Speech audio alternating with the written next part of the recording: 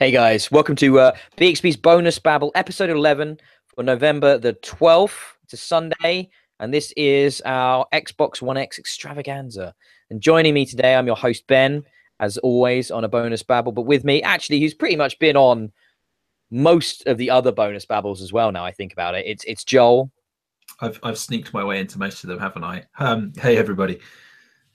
Yeah, I'd much rather have somebody else to talk to on these things. Yeah, I know. And it's been a while since we've done one.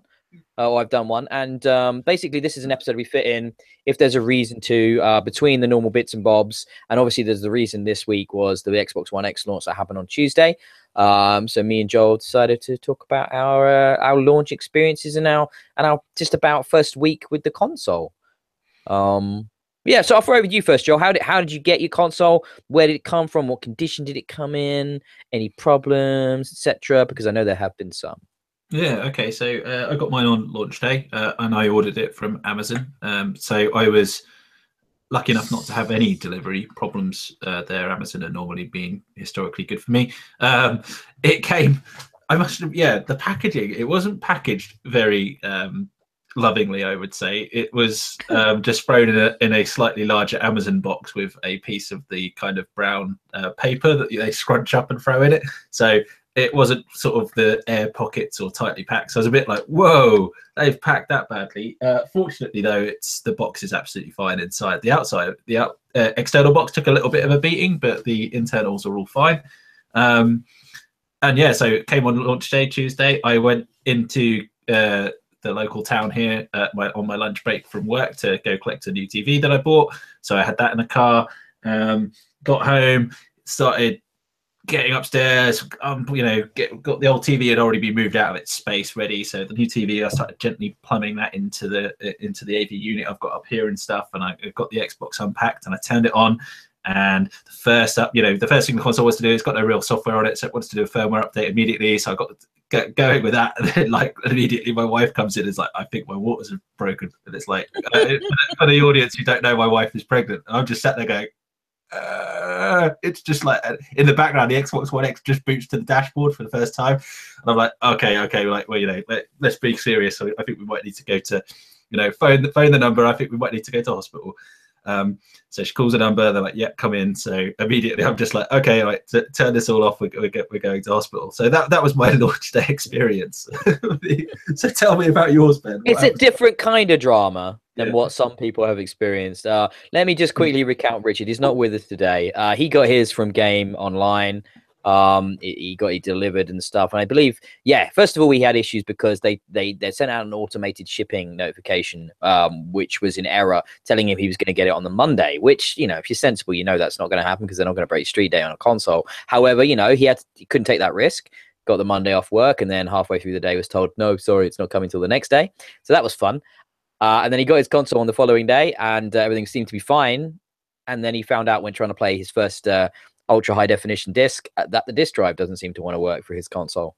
So at the moment, I don't know exactly where he's at with that, but I believe he's been going through support, Xbox game, trying to get something sorted out there, and hopefully, he will. But what this does is draw attention. Us early adopters, we always take that risk. That's if there's going to be a problem with hardware, it's going to be in that first batch. So that's just one of those things, and that's a shame. But I think we've all experienced it as an early adopters with tech in one form or another. I know I have. So fingers crossed Richard gets his console replaced. He gets a Scorpio edition again. That would be, he has been told, I believe, that he is going to get a Scorpio edition. But, I've heard that there just aren't any out there anymore. But we'll see what happens. So my experience, however, was really pleasant. I went to a midnight launch at Game, which is the first time I've done that in over a decade. I used to work at Game in my formative years when I was a youngster and did midnight launches for that. Back then, that would have been like the Wii and stuff like that. But yeah, I thought I want to support my local brick and mortar. I had some problems buying hardware recently online with reliability issues. That meant, with the Switch, where one of my controllers broke and it took weeks to get a replacement and stuff. So I said to myself, no, I'm going to go and buy one in person. So I have a receipt. You can take out third-party insurance and whatnot and extend the warranty, blah, blah, blah. And trade in my old OG Xbox, Xbox One. So now I have a One S and an X, 3 in the house. So that's excessive even for me. So I went to game. They were really great. I got there at 11 so we could get everything ready and trade it in. And then I was given a ticket. Clock struck 12. I was given my Xbox One X. I also bought an extra controller, which looks really nice, Volcano Shadow. And then I came home and did an unboxing video. At about midnight to 1 in the morning. I shot that. I think I'm going to call that BXB After Dark, because let's be honest, the lighting wasn't great. However, it has become one of the more popular videos on the channel of the last few weeks. Really? And Awesome. I've not had any bad feedback and lots of thumbs up, and people have really liked it. But yeah, I mean, I was tired, understandably, and, you know, rambled my way through an unboxing for about 10 minutes while my wife held the camera for me like a trooper. And it was fun, and I like doing it. I tried to do an unboxing for the S, but it didn't work out. I did an unboxing for the original Xbox One way back when. And again, for some reason, unboxings, Joel, super popular.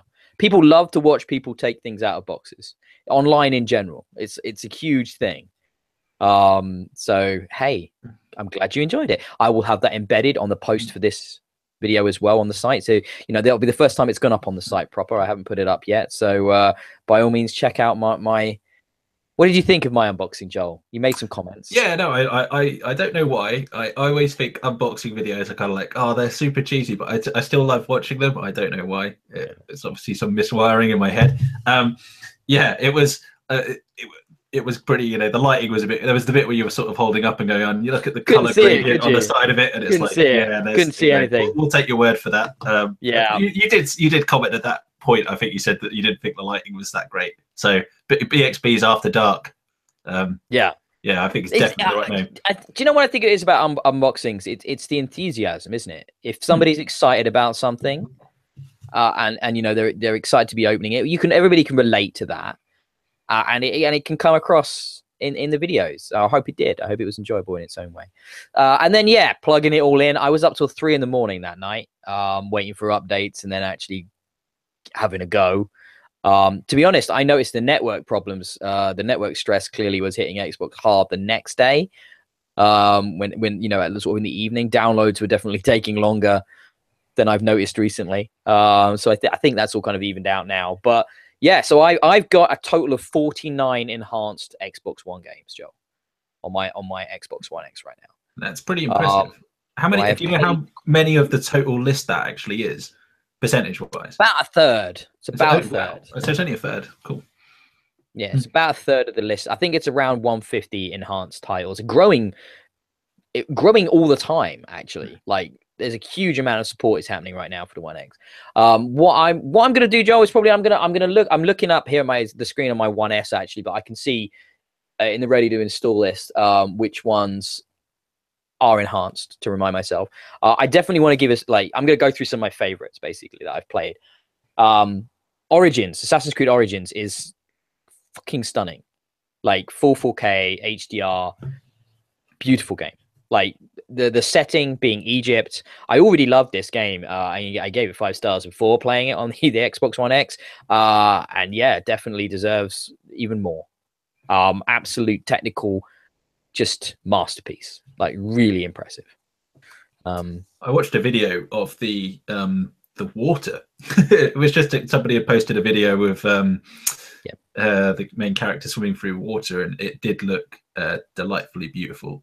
That's certainly a game I'm gonna have to pick up soon. Weirdly, you mentioning water makes me think of another one I only briefly had a go at to have a look at what it looked like, which was Ghost Recon Wildlands. And Ghost Recon Wildlands, there's a couple of things, right? First of all, that game is like a massive open world set in Bolivia. So you've got lots of different variety, lots of jungle stuff, but there's city stuff, and there's like salt flats and like arid mountainous regions and stuff like that. And the area I was in when I loaded that game up, I was sat on like by the water on the edge of a jungle, where my character and the ghost team was, and I just walked over to the water like you were talking about, and it was like midday, and the sun, you know, this is again HDR 4K, and the sun's glinting off the water, and you know when you're on holiday and you look at the water and it looks really inviting and you want to go for a swim, that's the feeling I got. That's how good it looked. And I was like, that's impressive. And then what I did was I waited. I'd heard about this from other people, and I waited to get to nighttime, like the deepest point of night. And what you notice with HDR is that in a game like this, where it's a huge open world and a lot of it's unpopulated, so there's no light sources except the moon, and it gets really dark, like to the point where you can only see with the night vision goggles.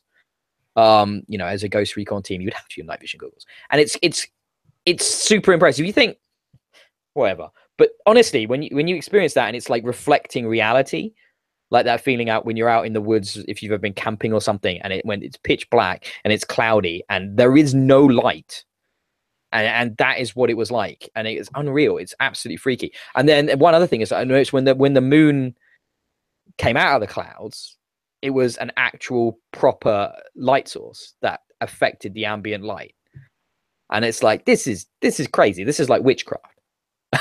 I was so impressed with that, and you think lighting and shit like this was, you know, what's the big deal? But it can really add to the sort of the experience of a game and its immersion.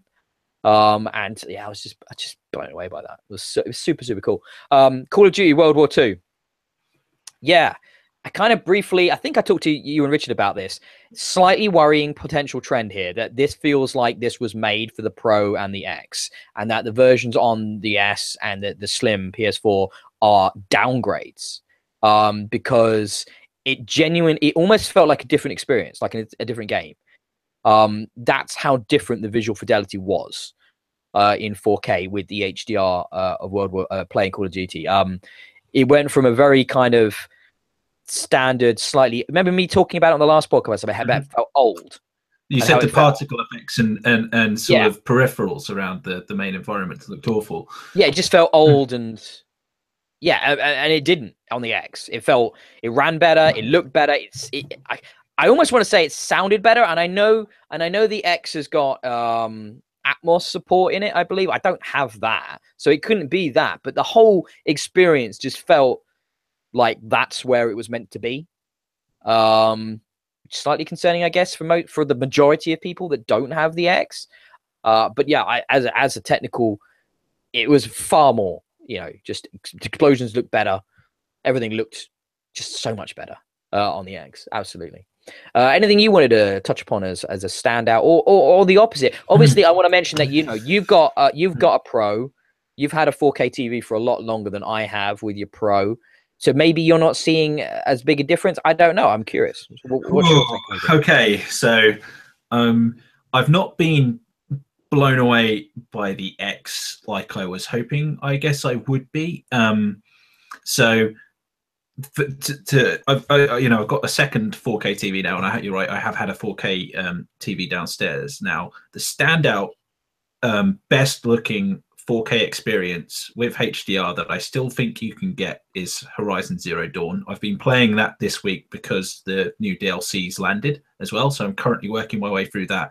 And that suffers from motion artifacting because of the checkerboarding effect they used to achieve 4K. That's a sort of trick to get a bit more out of less hardware power, more pixels per frame, but it genuinely looks absolutely stunning. But the key thing to remember is that is a video game that is designed, and it's a first party title, I think, isn't it?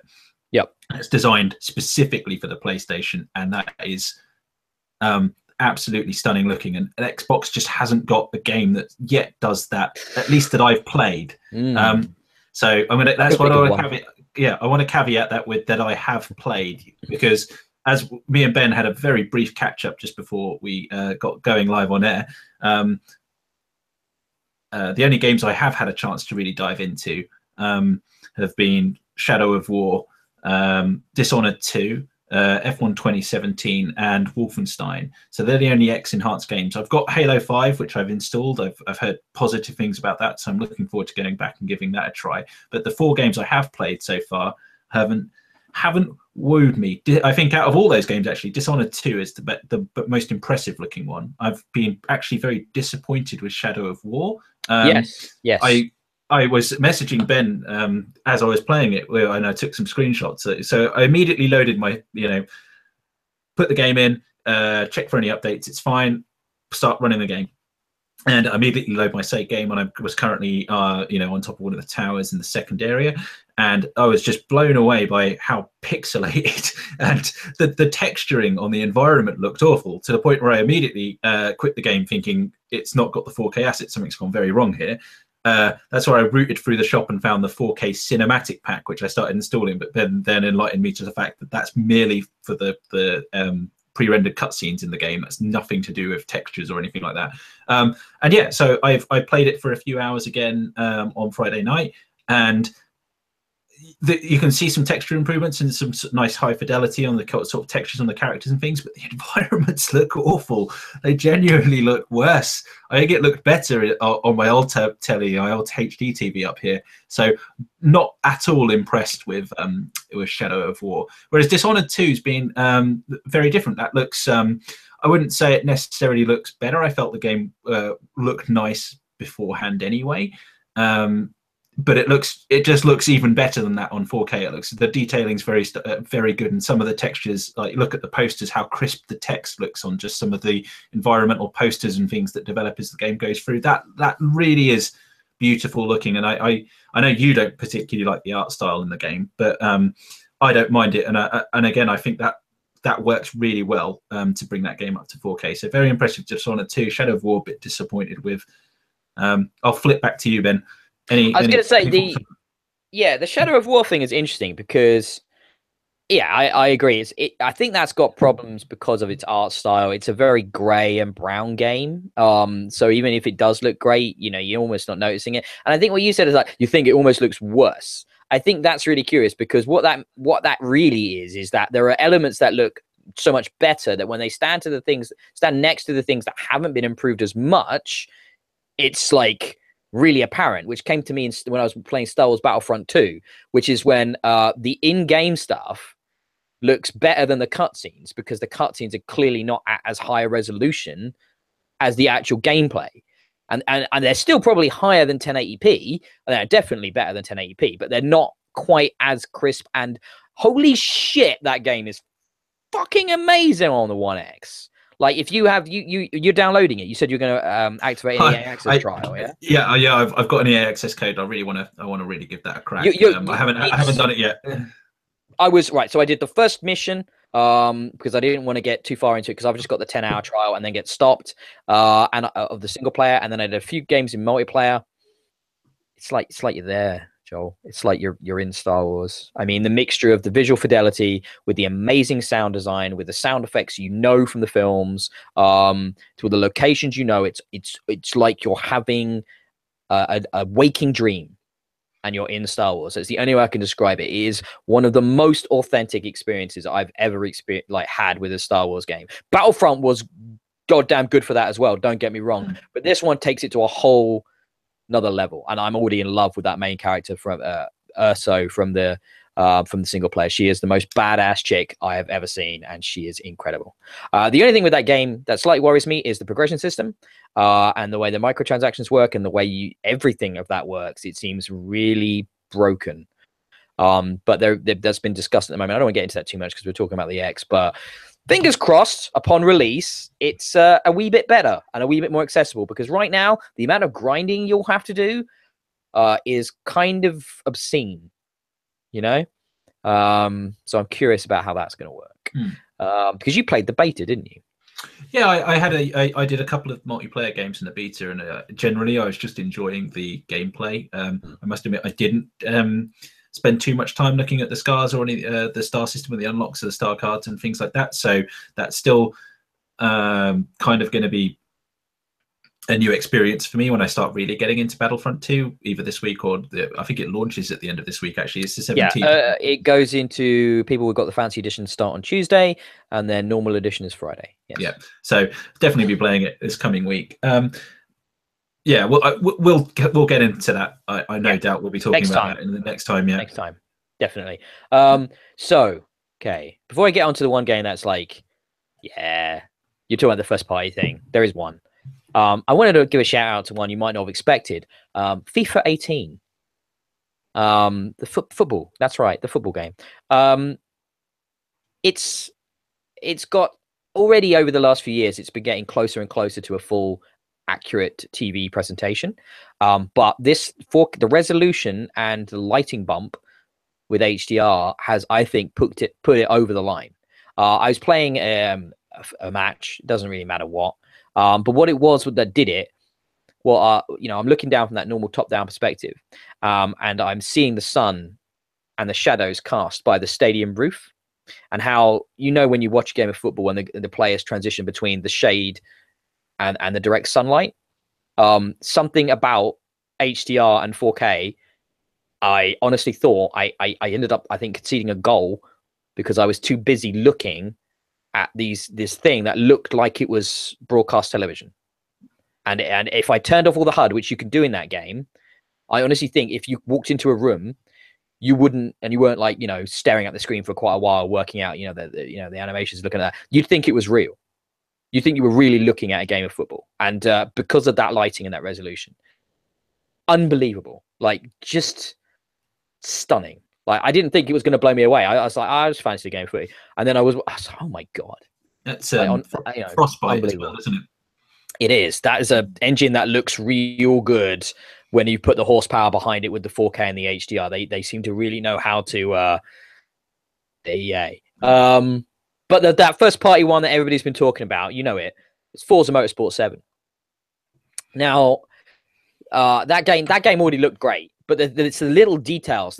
It's all of this resolution and HDR and the lighting improvements is all about the details, and the details that add to the immersion, that pull you into the experience, that make you feel like you're there. And for me, I'm driving in Forza 7. I always drive in car, realistic setting, behind the wheel. And what it was for me was that I'm driving around this circuit, and depending on where I am in the circuit, the lighting from the sun is coming from a different perspective, different point of view, and that light is then doing things like causing a reflection of my dashboard into my windscreen. You know how when you're in a car and, for real, and, the light's just right, and that will come up in the inside of the windscreen, it will be reflecting the dashboard. And that happens in Forza 7. And it's just freaky is the only way of describing it. It is so real. I don't even really know what more I can say. I mean, if you had a wheel set up with that, in a proper racing chair and all of that with 4K, maybe the multi-monitor setup that you can do with that as well, that's got to be as close to a real driving as you can actually get on in a simulator setting. Unbelievable. Just unbelievable. And it's not going to be for everybody. It's a driving game. A lot of people don't give a shit about driving games, and I totally get that. I haven't had a lot of time, Joel, yet to play with F1, but you said mostly it's just the cars that are improved. So I fired up F1 2017, and is it 2017 or 2018? It is. It's 2017 because Cody's don't do the weird thing where they call it the year after. They actually call it the year after. Yeah. Sorry, that I just thought I might have named it wrong for a second there. Anyway, so I fired it up, and the car models. So I did a wet race, and the car models look simply stunning. The sort of way the water beads are sort of over the monocoque of the car as you're driving and things, and that's just like incredible. Looks great, but then it was the track around it. The track always the sort of background of the track always felt bare, if you know what I mean. There wasn't much populating. There's not much going on in the to look at outside of the car really. And I was kind of hoping that on the X that the extra graphical power might allow them to sort of put some more stuff in the background and things. But they haven't really. So that's kind of disappointing on that aspect. You've got these beautifully detailed cars in the center of the screen, and sort of the track ahead of you. There's sort of tarmac looks nice and the curbs and things, but then everything after that just kind of still feels bare, which is a bit upsetting. I guess I was hoping for them to pack a bit more detailing into it, to unlock that per se. I remember when that patched, it was really small, and I noticed how small the patch was for F1. It was only like a few hundred megs, and I think what you're talking about there is sadly, I think it shows the size of the Codemasters team, that works on that game. It's very small. So I suspect they just don't have a lot of time to spend on those backgrounds. It's one of those things where it's like you wouldn't you wouldn't like say, you got to get 1X for F1 2017. But it's nice that they've done it. Like games that there's been a lot of games that I was quite surprised to see enhanced versions, like WWE 2K18. You know, that was weird. And what's nice is let's talk about this. Let's, you know, what the X is doing is it isn't just these games, is it, that are getting enhanced, that are getting improved.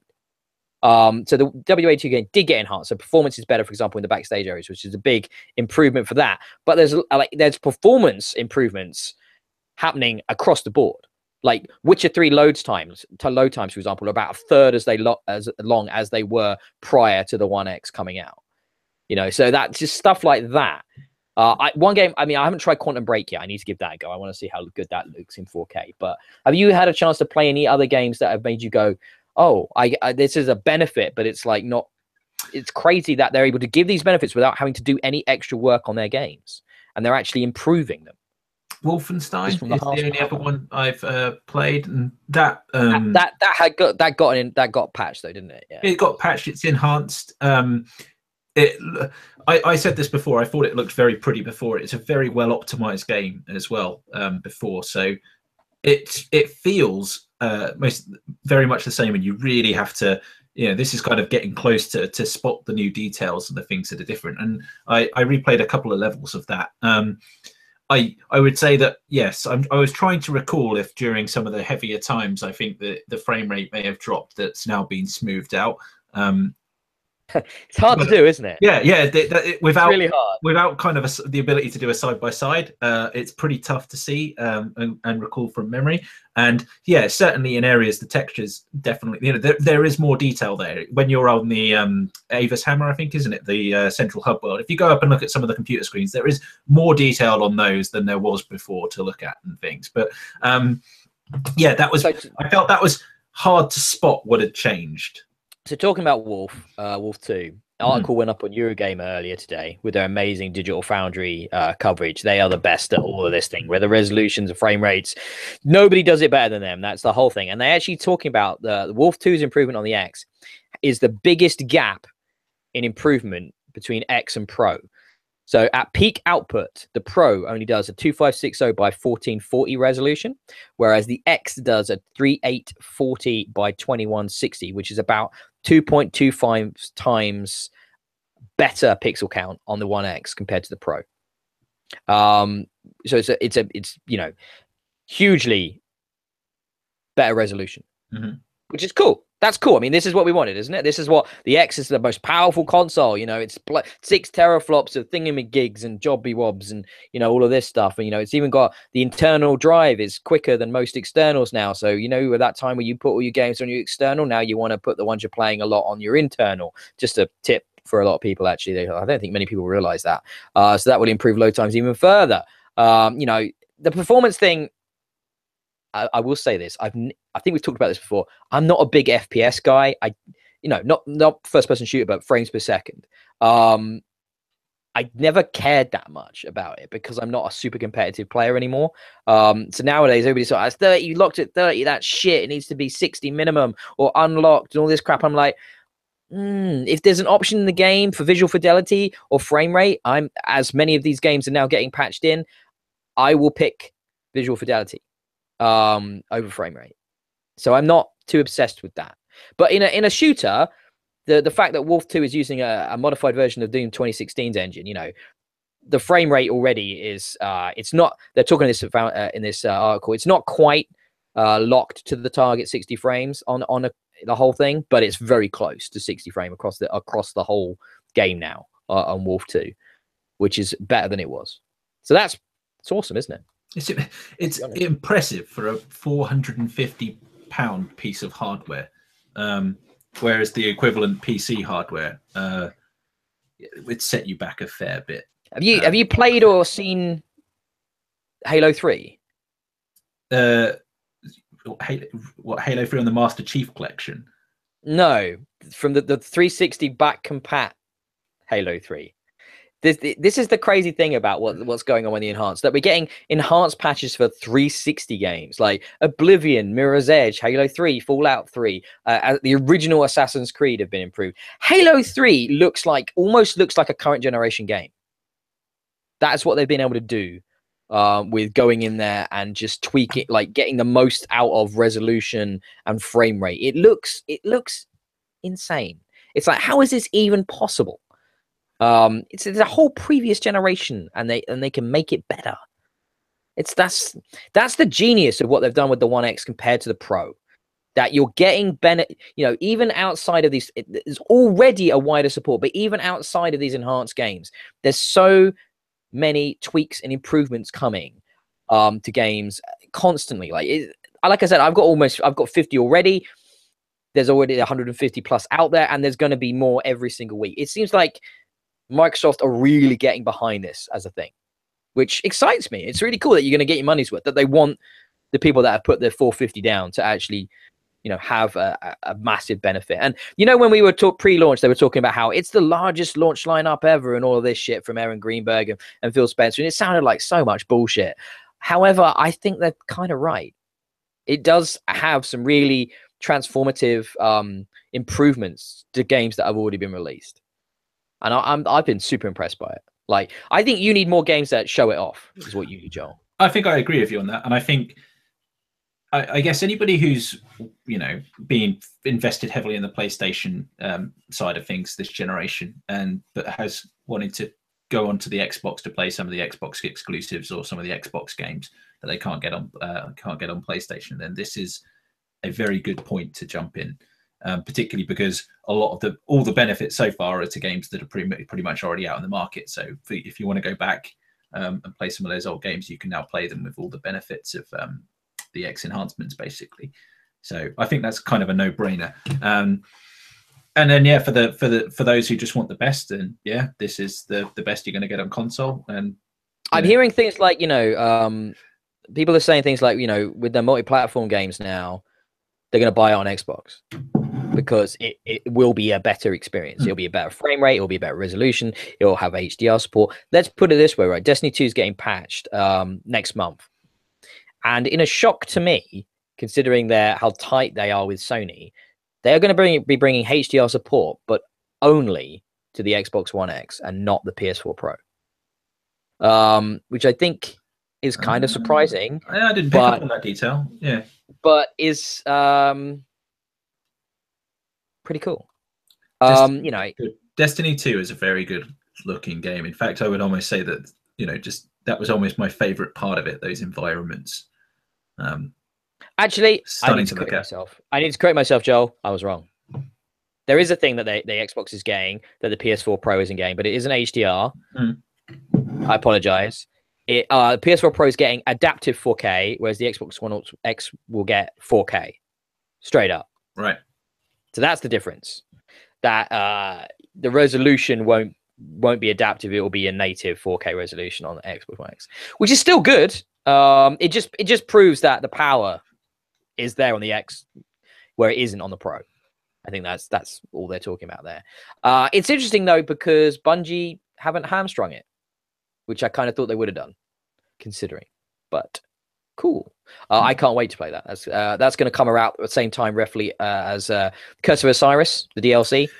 So I'll be all up for playing that. That's for sure. Yeah, it lined up with the first DLC pack, didn't it? The first piece of the season pass content. It's exciting time. So what is it? Is there anything you want to add, Joe? Anything you're looking forward to experience? I'm very much looking forward to, for example, the enhanced patch for The Witcher 3 and for Doom 2016. When they rock around at some point, I will be all over those two. What about you? Anything on the horizon that you're looking forward to seeing in fancy pants 4K HDR? Yeah, sorry, I'm being a little bit switched off this week because of the it's cool. happenings with the child. So I'm really looking forward to seeing my baby. I'm anxious to get that. Get that in 4K with HDR into the world. Well, so I can show them the new world we live in. This is the world we built for you. 4K and HDR are a thing for you. Right. What am I looking forward to? Well, Battlefront 2, and I know that's only next week. I still haven't seen it. I know how, like you alluded to it earlier, how beautiful Battlefront looked. I remember just some of the ice caves on Hoth. And you think of an ice cave as just like, how can an ice cave look that exciting? You're just talking about a few shades of white and blue, but honestly, you just stood there and basked in their glory. They were beautiful to look at. So I'm just looking so forward to seeing Battlefront 2. I'm a massive Star Wars fan. So it's just gonna tick every box for me. And if you're right in the sense that it's like a living dream, then this may be the last time you see me or hear from me. It's very possible. I was blown away by it. I mean, I'm a mark for Star Wars anyway, but I was genuinely super impressed. Like, it just looks sublime. You know, so do you feel like you spent £450 well? So at the moment, I'm gonna go out there and say, at the moment, no. But that's purely because every game that I've got for it are games that I've virtually already, I've finished. I've played through loads, and going back to them, I think I've enjoyed Dishonored the most because I really enjoy the gameplay in that game. It really appeals to me, and so going back there is not too bad. Going back to Shadow of War was fun for a bit, but it's kind of, yeah, I've played this, I've worn myself out of it. Going back to it wasn't such an exciting experience. F1's quite fun to dip into. I enjoy that, but I was just a little bit disappointed. Halo 5, I'm looking forward to going back to, actually. I didn't think too much of the campaign, but the cinematics in that were fantastic. For 343 Industries, both in Halo 4 and Halo 5, do incredible cinematics. So I'm looking forward, and the characters as well. So I'm looking forward to seeing that. But yeah, just to go back and just add a bit more to beyond Battlefront 2, I really want to see Microsoft's next big first-party title, something that's gonna, nail, just show virtually everything exposed. When a game engine's pushing the hardware to the max, what is truly achievable on this console, because I think there's still power in reserve that you're not going to be seeing here. Crackdown 3, I guess, mate. Yeah, that was the big title they were pushing. It's been delayed, though. When's it delayed until? Early next year, supposedly. But we'll see, won't we? Yeah. How about yourself? I think it's totally worth the money. I didn't buy a Pro, so I didn't have a 4K TV for ages. I have not had a Pro. So this is my first big experience with 4K gaming and HDR and all of that. So I've been blown away. Like, some of those games that I've drawn attention to in this podcast, just stunning. And I think it really adds to the immersive nature. I'm really looking forward to playing more ACO, even though I've already put in so much time. I'm looking forward to getting through more Wolf 2. I'm still quite early on in that. I need to push through that and get more of that. I loving that game. So I'm it's just another reason to play it. This looks better than ever, plays better than ever. Battlefront 2 will be probably the next thing I'm reviewing that next week. I just finished a review of Need for Speed Payback that had 4K HDR as well, and that certainly helped make its open world a bit more compelling and a bit more at least nice to look at. Even if that game does have a myriad of other problems. But check out my review for more. Yeah, I mean, it just makes it all a bit nicer, doesn't it? I mean, it feels like you're just getting a little bit of extra for free almost, even though you've spent £450. I think it's good value. The hardware is good value for money. I'm not going to dispute that. I think I would have loved it at £350, but even at £450, I think that's great value. Yeah. I just want the killer app for it now. That's what I really want. It's tricky though, isn't it? I mean, I think if the case of it is that every multi-platform game will be better on the X than anything else, if that's truly what happens here, as it's looking like, that's kind of, for me, rewarding itself. As a dedicated, long-time Xbox gamer, this feels a bit like the console that almost it couldn't have come out at launch, but you see what I mean when I say the console it should have always been. Hopefully this will put Xbox back where it should be after its disastrous first few years. And I $450 is a lot of money, don't get me wrong. And I think maybe, as you suggested, if you're a PlayStation gamer and this is where to jump in, it's a tricky one, because I think £450 as a second console, unlike, say, a Nintendo Switch, which I feel as a second console is a bit more of an affordable jump. I think most people are going to be PlayStation, Xbox, and then a Switch, rather than PlayStation, Xbox, and a Switch. So it's tricky. I want everybody to experience this. Is it worth it if you don't have a 4K TV? That's much harder.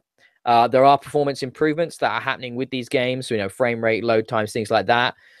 However, I think for me, like, it's that visual splendor is what really conveys it. really sells it, really makes me go, that's what I spent my money on. So I don't know. I wouldn't maybe tell you to buy it if you didn't have a 4K TV or wasn't getting one soon. One of my friends has bought one, and he doesn't have a 4K TV. And I was texting him. He's very impressed with it so far.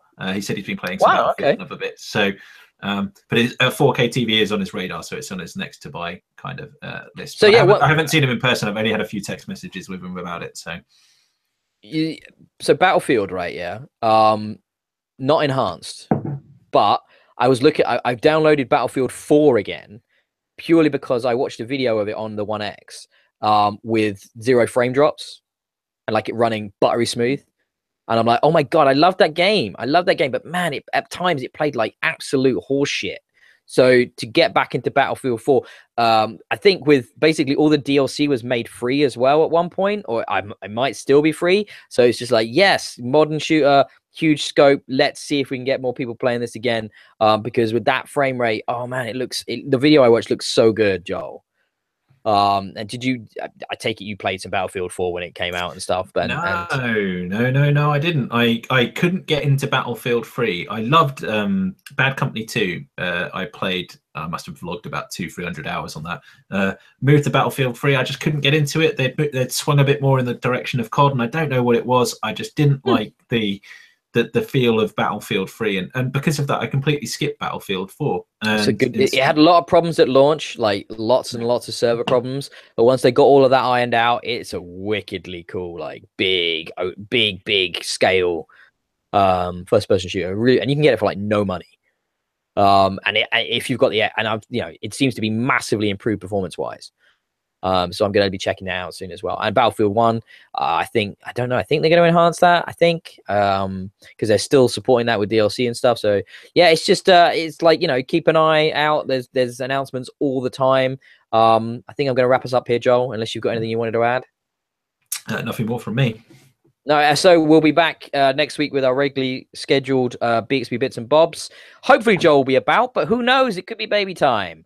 I haven't even heard from Richard, so to be honest, it might not happen, that podcast. So you've got an extra one here to tide you over in case it doesn't. So please head over to bxbgames.co.uk to keep an eye on the website. Reviews going up all the time, like I've just put up 2 today. Everybody else is incredibly busy, so it might just be me for a little while. So we'll see what happens. But, games are coming out. We're talking about them.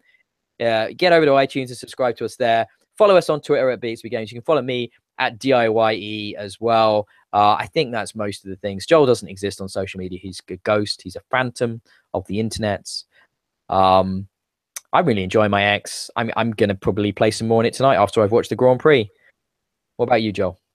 Well, I've got to finish fixing my home network, and as soon as that's over, I've got a sequence of HDMI switches I need to wire in behind my telly up here now. Because I don't like changing sources on the TV, so I've got I've bought a selection of switches, so literally I can have the PSVR, the PS4 Pro, the One X all plugged in, all optionally going through the streaming PC if I want to do capturing or into the TV. It's kind of complicated. I've got that all to do as well. So if I can get you don't like switching inputs, so this will be it's an auto switcher, I take it. Yes, yeah.